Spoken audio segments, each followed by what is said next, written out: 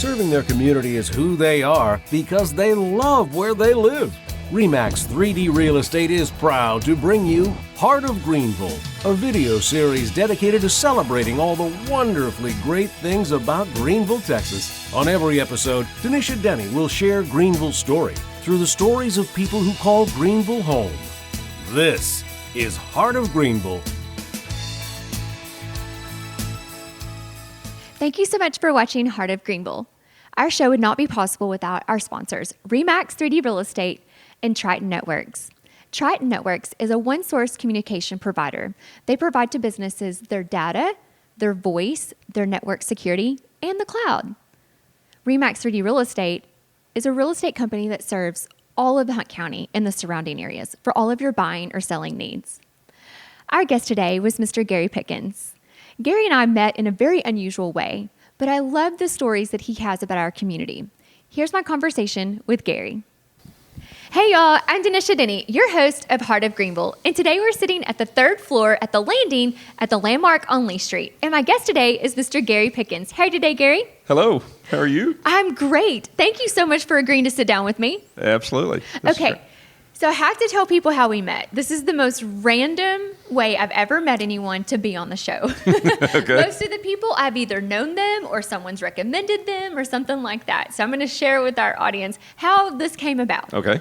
So I guess it was last week, I called a phone number for a sign that said, "Hey, for sale," because I had a client who was interested and wanted to know if you would sell the land that sign was on.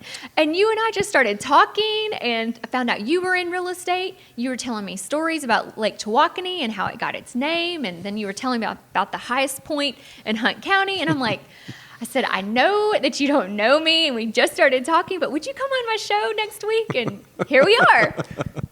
Was that one of the most random conversations you've had in a while? It sort of was, but I enjoyed it, and I'm thrilled to be here. Well, good. Well, let's talk about your family. You shared with me, it was your dad, right? That was the mayor of Greenville back in, was it the 60s? 60s. My dad was Murray Pickens, and he was on the council and mayor from 60 to 64.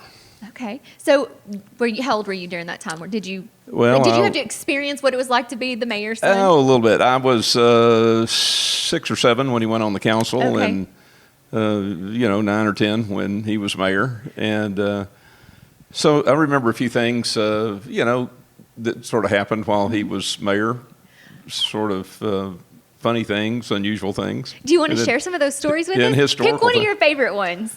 Well, we talked the other day about how it was during that time that Greenville negotiated its water rights with the city of Dallas for what was going to be a new reservoir, and that was, of course, Tawakoni. Uh-huh. And you mentioned you did not know this the other day, but Tawakoni got its name because they unearthed these artifacts down there at the time that they were digging the lake and building it of the Tawakoni Indians. So that's how it got its name. Did you go down there? Were you a part of that? Oh, maybe a couple of times that I went down there with my dad. But, I can remember there not being much to see because they were clearing trees and all that. But the dam was the most impressive thing, and it still is. But it was built. It's the first lake on the Sabine River. And I remember at the time there was quite a discussion among the council and my dad. I can remember him talking to other city elders about how they believed that that lake would only have a 50-year life because it would fill 10, being the first big reservoir on the Sabine River. I remember you telling me that last week, and I'm like, what? I can't, that's seeing where it is today. I'm like, I can't imagine. And I wonder where that information came from that made them think that. Well, the Corps of Engineers or whoever, was in charge of it was sort of behind that. And of course, as you and I talked last week, it's going to far outlive 50 years. For sure. And so it's just, it was great for the county, for the city, and for the region. And it really is, and it's given us a great position for water. Yeah, for our community it too. has for Greenville. Yes. And at the time that they built the Farm to Market Road Bridge down there, it was the longest Farm to Market Road Bridge in the world at the time. I don't know that it still is, but that's such a fun fact. But it was at the time. That is impressive. And it's just been a great asset, I think, for the region down here. So your dad was really involved in that process. He was mayor at the time. Mm-hmm. I mean, that's a big job. That had to be a huge project for that era. Yeah, it was. So anyway, I remember we talked last week about the fact I grew up here, and I guess we could talk a little bit about that let's first. Talk about it. Yeah, share. Well, I was born here and went to school here, graduated high school here, played football here. And Go Lions! Yeah, and I did too. Yeah, we had a heck of a football team in those days. Did you? Yeah, we had an age group in front of us that started off in 9th grade, 10th grade undefeated, and we came in right behind them. Oh, wow. And we were undefeated. And our 9th grade coach was Coach Gerald Bland, and he passed away just a few months ago. Yes, he did. And we started play. That was the first year that you would go play other towns like Sherman, Denison, Lake Highlands, Richardson, and Paris. And so we were undefeated under Coach Bland, and the group ahead of us was the same way. And so the town got pretty excited about the day when the day would come that we would join up as juniors and seniors in high school, and that was the fall of 1970. Wow. And we were, of course, in those days, you didn't have iPhones and YouTube and all the medium that we have today, but we did have Channel 4 come over and film a couple of practices and do some of their 5 o'clock and 10 o'clock news there on the practice field by the old Phillips Field. Wow, that's so cool. Over off of Texas. I mean, that's a big deal. Yeah, it was a big deal. And Channel 4 to come to town, and they usually only come when something bad's going on. So that's really cool. They came. Channel 4 was the CBS affiliate at the time. Okay. Now they're the Fox affiliate. But we started off that year with just a tremendous team, and we had tremendous offense, great defense, and there was some week in there, like around week 3 or 4 or 5, I can't remember, where we had, for a short period, maybe a week to 2 weeks, we had the number 1 offense in the state and the number 2 defense. And, wow. And the town got very much behind it. And I bet. It was pretty electrifying for Greenville at the time. Was that a lot of pressure for you as a player? Or were you more like jazzed up because of all the energy? I guess you sort of kind of get jazzed up, and then you get nervous before a game, and then as soon as you're in the first play, it goes away. I think it's game time. I think all players feel that way. Yes. But anyway, we had a number of guys on that composite picture. If you look at that 1970 composite picture, we had. I think we had 22 or 23 guys that got offers to either and did play or got an offer to play in college. Really? And or run track. And one of our teammates was Mike Thomas, and he was an all-state running back. Oh, and wow. Mike grew up here. He had 2 older brothers who both played in the NFL.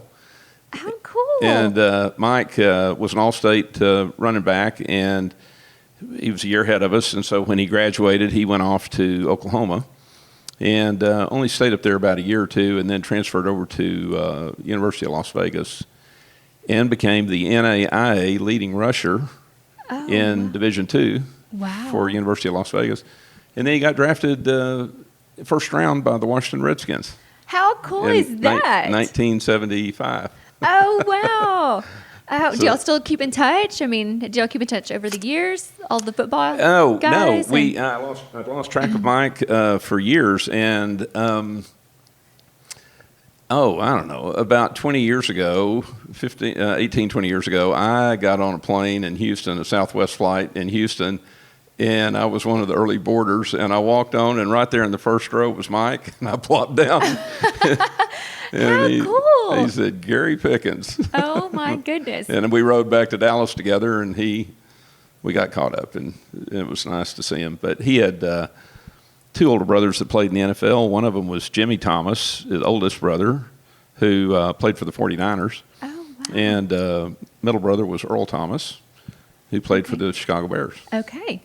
Wow. And Jimmy used to come back and help us at the field house, in the summertime when we were coming back and weighing in and getting prepared for the season. And I told him one time, I said, gosh, the 49ers are one of my more favorite teams, except when you guys are playing the Cowboys. He said, yeah, that's sort of the way it is around here. Yeah, that is. That's so true. So what did you go on to do? Did you go on and continue your sports career? Or? I graduated, went to University of Texas in Austin, and majored in accounting. And did you play football? No, when you were down there? I didn't. I graduated 76 at UT, and took a job with Teledyne at the time, and it was with Teledyne for a few years, and then went to work for Trammell Crow in Dallas. And I was in the Dallas Industrial Group in the Dallas division, and so I handled a lot of the older buildings that Mr. Crow built originally after World War II up and down the Stemmons Corridor. Oh, wow, yes. And then I was involved with new construction as well for distribution centers and manufacturing up and down Stemmons over in West Dallas and also in Redbird. Oh, wow. So I was there until the mid-'80s, and then I went over to the Vantage Companies, which was really our crosstown rival. Oh, no. At the time. But I went over to Vantage to really work in the National Build-to-Suit division, so I really wasn't competing with my old cronies back over at Crow. And did you have to make that clear to them? So they didn't hate you too bad? But that really set me on my career path for what I do and what I have been doing for many, many years, and that was for Vantage, became the partner in charge of the Build-to-Suit division, and we built buildings around the country for our national clientele, which, were a lot of private companies and then a lot of public companies that people would recognize, FedEx, Sherwin-Williams, Pep Boys, people like that. Those are huge projects. And and so these were mainly distribution centers. But gosh, we built from Poughkeepsie, New York to Sacramento. Wow. Just everywhere in between. Everywhere. So, that's a lot of time on the road for you then, I bet. Yeah, so I've traveled most all the states, and we've built in a lot of major markets over the years. And I left Vantage in 94 and went to work for United Property Southwest, which is the company that I own now. And so you went to work for them, but now you own them? Mm-hmm. Oh, and, how did that work out? How did that work? Great. I guess it's working out great, but how did it work for you to become the owner? Well, I started out the majority owner, so so I had a push. There you go, yes. But United Property Southwest does, in fact, we build corporate facilities for both private and public companies around the country, and we're based in Dallas. And how did you come up with that name? How did that name? It just sort of struck me when we were thinking about making this move, and several people in my group came with the new company, and we came up with the name, and one of my architects came up with a logo, which is sort of a compass. Oh, yes. Of a thing with UPS, and then the southwestern block of that compass, of that square, is filled in, so kind of fits for the word United Property Southwest. Right, for what you do. Yeah, too. and so, but we have in fact built buildings, in upstate New York and Florida, Georgia, a lot in the Chicago, St. Louis, Midwest area. And what was your favorite project? My favorite project was a corporate headquarters that we built in Aurora, Colorado, just not far from DIA Airport. Okay. And it was the national headquarters for the Grable van lines. Oh. Grable Moving and Storage and Grable van lines. And what made that your favorite? Well, it was the largest project that we did, and it's a 3-story office building and a 330,000 square foot distribution center, all on a 25-acre campus in a very wonderful park, business park. in a very prominent area of Denver at I-70 and Pena Boulevard. And the park developer was a family that built the park much like Las Colinas. The family up there built that park much like the Carpenter family built Las Colinas, and it reminded me a lot of that over the years. You know, it started out with warehouses, and before you know it, it ended up with office buildings, hotels, and golf courses. The perfect combination. Yeah, it makes it nice when you're traveling in for work and places to stay. And the building turned out beautiful, and the project was just a great success for both United Properties Southwest as well as the Grable family, who we actually sold it to and built it for them. So a lot of our construction work over the years has been for families and family trusts and investor groups. And we've built for some institutions like REITs and life insurance companies. We've had life insurance companies as arm's length customers, as well as partners, as well as lenders. So when did you know this is what you wanted to do? I don't know that I walked out of UT thinking about this. Right. Yeah, you usually don't walk out of college with that in mind. I did have a great uncle here in Greenville, George Pickens, who was a home builder. And George was well known in his day and built a lot of homes just all over Greenville, and built a lot of homes around Wholesome Circle and Meadowbrook and Stonewall and all that area out there. And I worked for Uncle George in the summers, and I really liked it. I was sort of a grunt, but I was going to say, what did he have you doing? Mostly really rough timber work. I was not allowed to get a hammer and do any kind of finishing. Did you ever graduate to that? Did he ever let you pick up that hammer? Not really. No.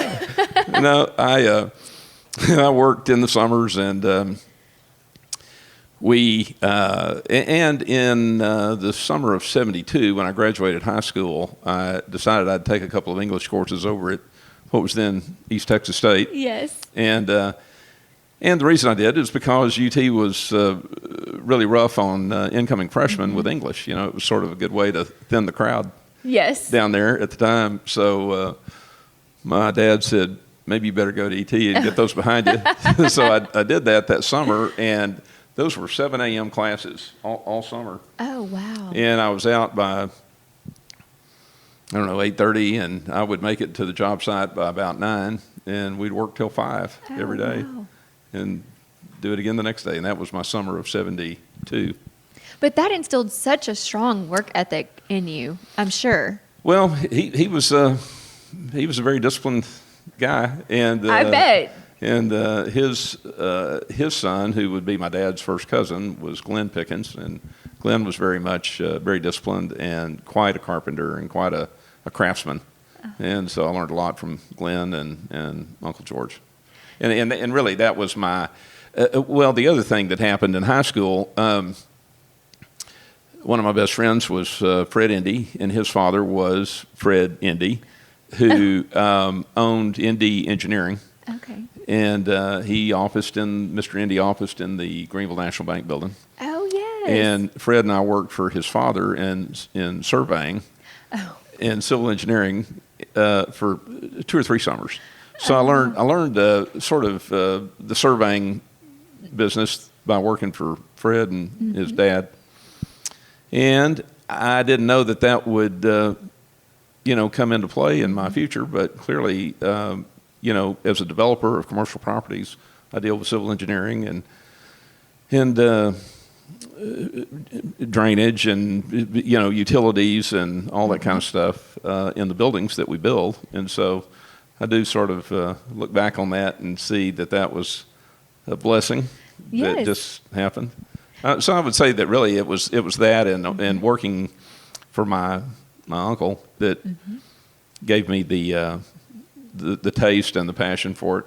And you didn't even know that was happening at the time. No. I'm sure you were like, this is just a job. I'm taking my classes so I don't get weeded out at UT and working for my uncle. And who knew it would turn into the career that it later did. And because it made you have the terminology, within the field and understanding how that process worked. Yeah, it helps. helps a lot. So I do use that a lot, and certainly, use my accounting background. And I was not interested in going into public accounting. I had an offer to do that, but I had fraternity brothers who had gone that route, and they were already burned out after a year or two, and so I never really had much of a desire to do that. Then what made you decide to do the accounting degree? Was that just for your own knowledge, or? My dad and my brother-in-law said, "This is what you want to do." So don't go down there and squander it. Get a really good business degree and go the accounting route. So I majored in accounting and minored in finance. Okay. And of course the finance part of it has helped immensely in my career as a commercial developer, because I deal with engineering, but I deal with banks, lenders, partners, mortgages, REOs, just all kinds of stuff. And so having a good, strong background in finance is pretty important. It's really important, Yeah. especially in business. It's really important. Well, you have a special project that's actually here in town. Do you want to talk about that for a minute? Oh, okay. We have been involved with the acquisition of the old Covidian building in Commerce that's over 5 or 6 blocks east of the university, what's now Texas A&M Commerce. Yes. And that plant has quite a history. It was originally built in the mid-'70s by Pfizer, and it was expanded in the mid-'80s, the mid-'90s, and then there were 3 expansions in the year 2007. Oh, wow. So the plant started as 150,000 feet, and it ended up 310,000 square feet. Oh, wow. And it sits on a 50-acre campus. It's rail-served. It is air-conditioned. It has 22 cranes in the building. Oh, wow. It has 3 types of loading. For my field, that's interesting because you don't see many buildings that have dock, high grade level, and interior truck well loading. True. And this building has all 3 of those. And did that just evolve as the building kept evolving? It did. That's how it ended up with 3. it did, because they were dealing with grade changes, and so this is a good place to go dock high, and over here's a good place to go grade low. So it did turn out like that, and the most unique thing about this building, which really caught our eye, being industrial developers, is that it had a tremendous amount of power, a unique amount of power to this building. We typically build a 300,000-foot building. We'd put maybe 8,000 amp service in it or something like that. And this had a 26,000 amp service. Whoa. And a 10 megawatt delivery to the building, which is really huge. The entire university over there runs on 10 megawatt. Wow. So this was, and the city runs on 25. So there was just a 10 megawatt service just to this building, which is very, very unique. And we got a lot of phone calls and a lot of interest from companies because of the power.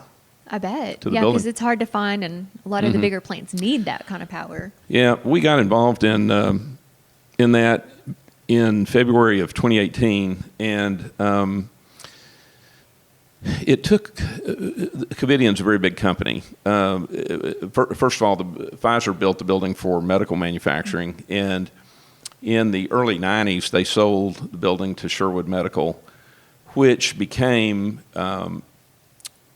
Sherwood Medical became Tyco, which became Tyco Health, which became Covidian, which later got bought by Medtronics. So that side of the ownership of that building is sort of a family of related companies. Right. All medical manufacturing. And Covidian was really the last in that chain of that family of companies to be the owner of the building.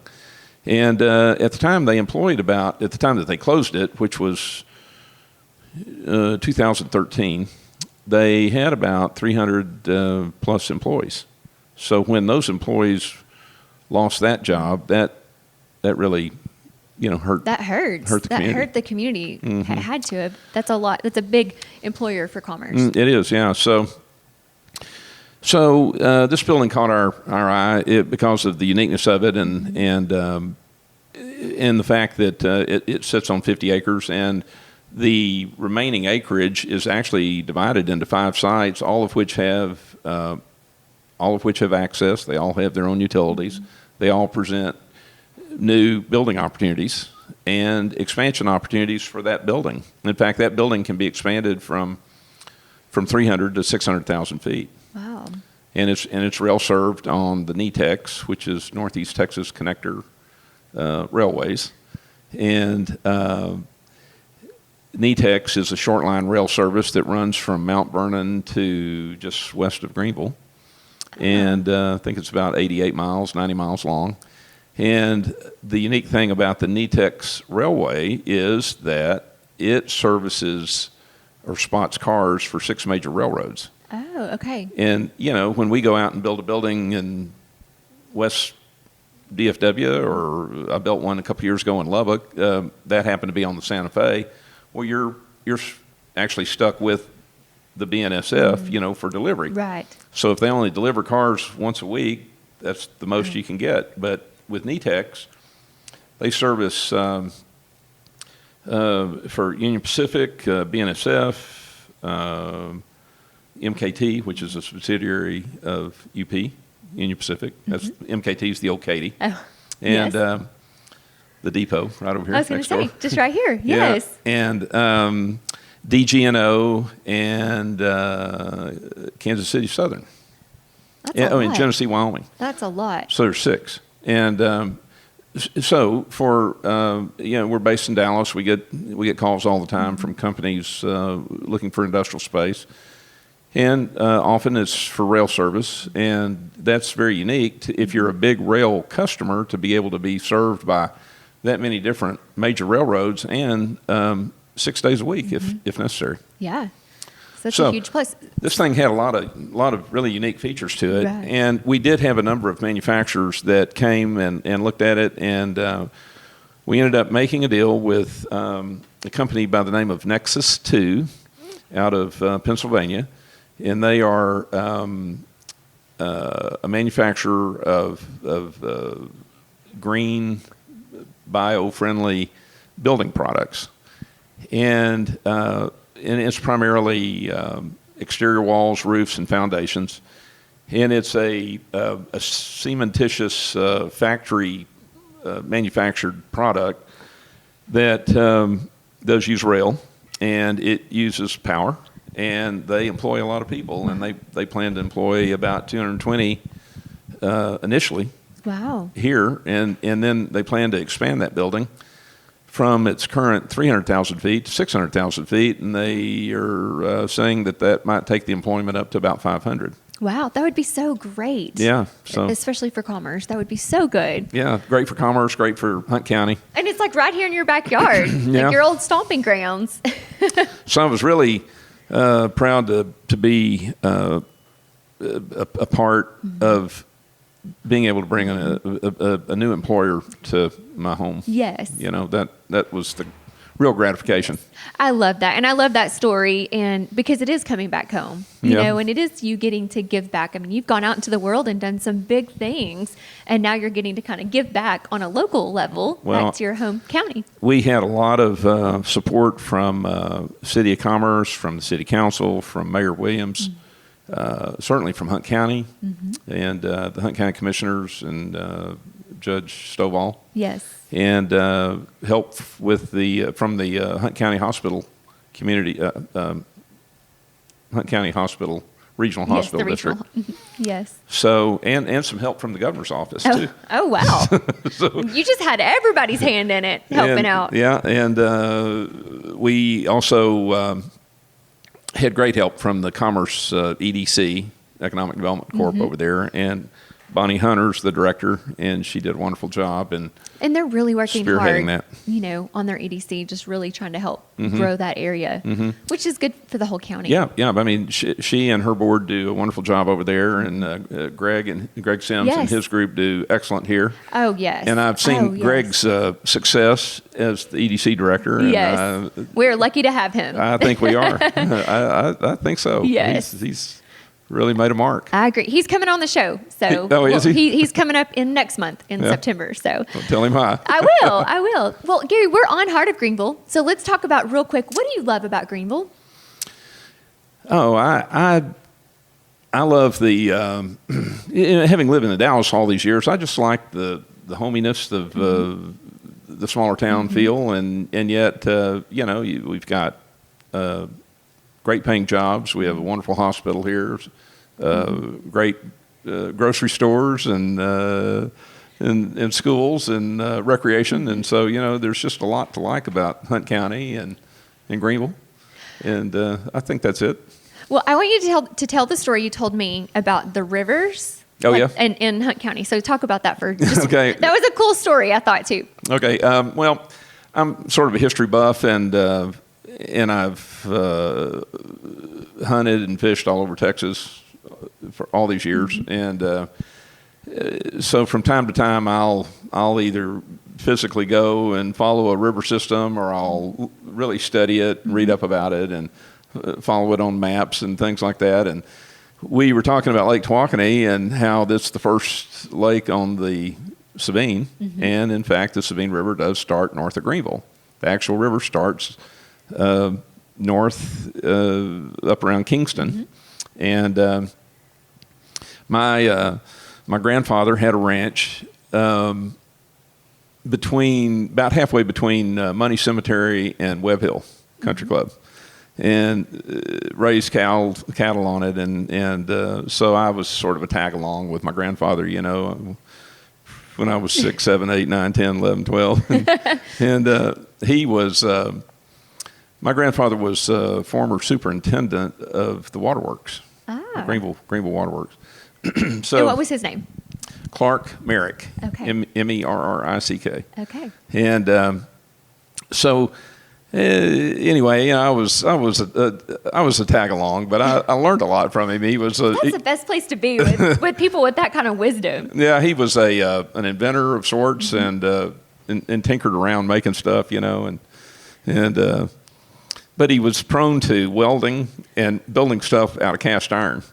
And so, if he had a breakdown on a tractor, he would go weld the part and bring it out and put it on the tractor. And in fact, he made a lot of implements that he pulled behind the tractor. And my dad used to say that he would make everything to last 7 years after eternity. I love that. So anyway, when I was about 12 or 13, I was with him out there at his ranch, and he said, "I'm going to show you something." And so he drove me up to a farm that is north of Kingston, and it's east of 69. And we went through a few gates, and this must have been somebody that he knew, a friend of his or something. But I remember wondering where we're going, what we're doing. And so we got out on this place, and we got out, and he says, "Follow me." So we walk up to the top of a hill, and we're standing at the top of this hill, and he says, "I want to show you something."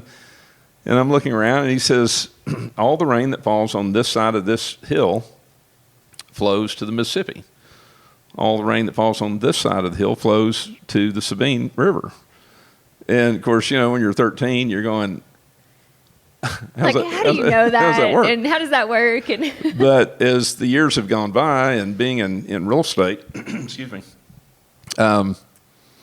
I've got all these USGA geological maps in my office, and I've studied it, and I've sold land around Hunt County, Fannin County, Hopkins, and studied the flow of the Sulphur River, the North Sulphur, the South Sulphur, and the watershed, the Lake Fork, and Lake Tawakoni, and wow. And I would tell you that it wasn't too long ago, like last year maybe, that I was involved in a deal in Honey Grove in Fannin County.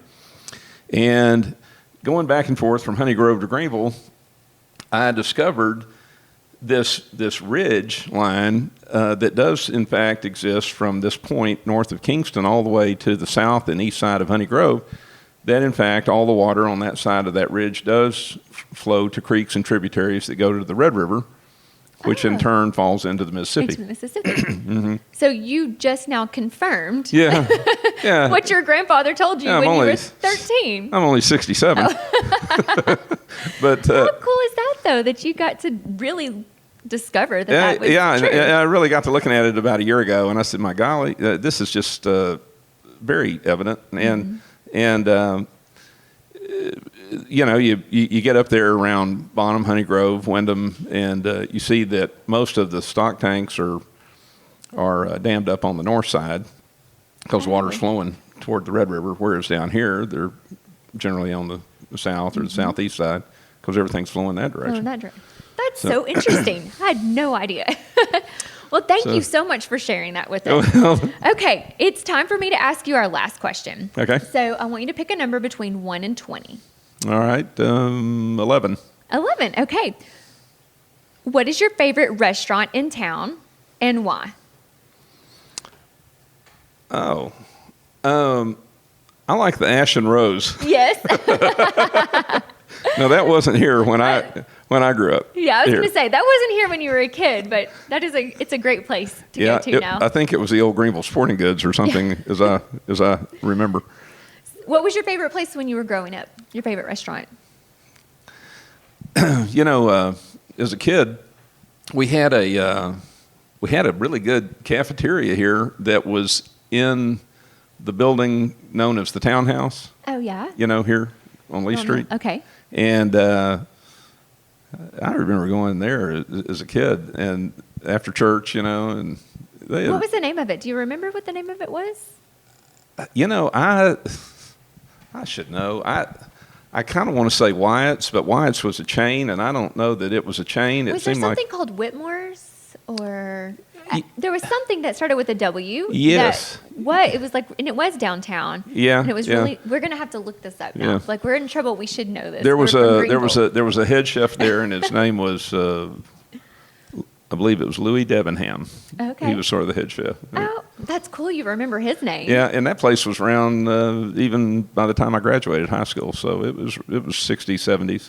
Oh, wow. That's so cool. Mm-hmm. Well, I'm glad. Now I know where you liked to eat when you were a kid, and now I know when you roll into town, you have to go visit the Ash and Rose. Yeah, well, it's a great place. I still have a few buddies around town that I played football with, and we meet up there. That's a perfect place to do that. Yeah. Talk about old stories. Yeah. Well, Gary, thank you so much for sitting down with me today. I've really enjoyed hearing your stories and hearing more details about your stories. And I love that you've gone out into the world, but you come back home and still give back to our community. So thank you so much. I'm very appreciative of Greenville, and I feel blessed growing up here. And my mom still lives here, and my mom turned 100. Really? In March, and awesome. Still cooks, and she still has a driver's license, although she doesn't really like to drive. So I do her errand running for her. Oh, how fun! Well, she probably brings you back, makes you come home a little sooner. Yeah, more and often. we still raise horses over here. So I'm back over here every week. So well, that's good. That is so awesome that she's still here at 100. Yeah, that's really cool. So the stories I bet she could tell us. Yes, yeah, her birthday was celebrated down at the Hunt County Commissioner's Court in March, and they gave a proclamation, and she got to tell a few stories that morning. And so I think I saw that, actually. Was that in the newspaper, maybe? It was, and it was also on their streaming. Uh-huh. What a small world. Yeah, so, that was mid-March. And we're very blessed to have great neighbors and wonderful church family, and that's what I like about Greenville is just those old relationships that carry you through all the way through. They do. Well, Gary, thank you again. I appreciated it. It was great to visit with you. This has been great. Yes, we'll see you soon. Okay. All right. Thank you. Bye. Thanks for having me. Thank you for watching Heart of Greenville. This video series, which is designed to celebrate Greenville, Texas, is spearheaded by REMAX 3D Real Estate.